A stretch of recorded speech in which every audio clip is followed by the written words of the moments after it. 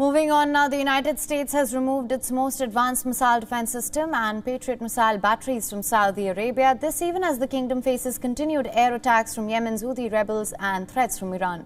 The withdrawal of the U.S. defense system from Prince Sultan Air Base outside of the Riyadh Air Base came as America's Gulf Arab allies nervously watched the chaotic withdrawal of U.S. troops from Afghanistan, including their last-minute evacuations from Kabul's besieged international airport. A high-resolution Planet Labs satellite picture taken on Friday showed the batteries pads at the airbase empty with no visible activity. Earlier, just southwest of the airbase's runway, in a 1 square kilometer area, American forces had stationed Patriot missile batteries, as well as one advanced terminal high-altitude air defense unit, or that can destroy ballistic missiles at a higher altitude. Now, questions arise, why has the US pulled out its weapon system from Saudi Arabia at such a sensitive time? And has the US shifted its focus from the Gulf to Asia now?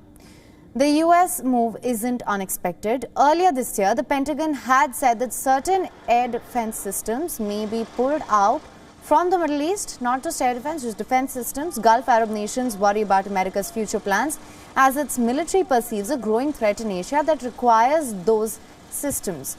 Now, a redeployment of the missiles had been rumored for months, in part due to a desire to face what American officials see as the looming great powers conflict with China and Russia. Now, the United States claims that it hasn't abandoned its Gulf allies.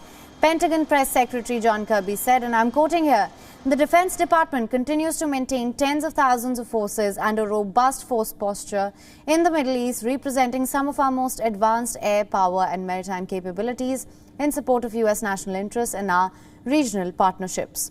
While tens of thousands of American forces remain across the Arabian Peninsula as a counterweight to Iran, tensions remain high in the region as negotiations appear stalled in Vienna over Iran's collapsed nuclear deal with world powers, raising the danger of future confrontations in the region over Iran's nuclear ambitions.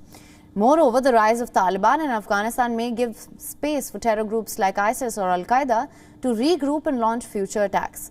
Analysts also believe that America's Gulf allies are bound to be worried. Christian Ulrichsen, a research fellow at Rice University, says, and I'm quoting here, "The perception is very clear that the United States is not as committed to the Gulf as it used to be in the view of many people in decision-making authority in the region. From the Saudi point of view, they now see Obama, Trump and Biden, 3 successive presidents, taking decisions that signify to some extent an abandonment." Recently, U.S. Defense Secretary Lloyd Austin had indefinitely postponed a visit to Saudi Arabia, citing scheduling issues. Austin traveled to the Gulf region earlier this month. He visited Qatar, Kuwait and Bahrain to thank their leaders and the U.S. troops stationed there for their work during the airlift from Afghanistan. The withdrawal of the U.S. defense equipment from Saudi Arabia comes just as the Houthi drone attack wounded 8 people and damaged a commercial jetliner at the kingdom's airport. The kingdom has been locked in a stalemate with the Houthis since March 2015. The Prince Sultan Air Base, some 150 kilometers southeast of Riyadh, has hosted several thousand U.S. troops since a 2019 missile and drone attack on the heart of the kingdom's oil production. Now, that attack, claimed by Yemen's Houthi rebels, appears instead to have been carried out by Iran, and according to experts, the physical debris left behind.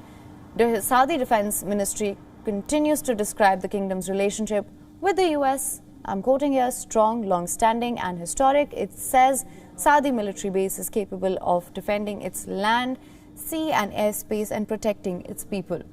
Saudi Arabia also maintains its own Patriot missile batteries and typically fires 2 missiles at an incoming target. That's become an expensive proposition amid the Houthi campaign, as each Patriot missile costs more than $3 million.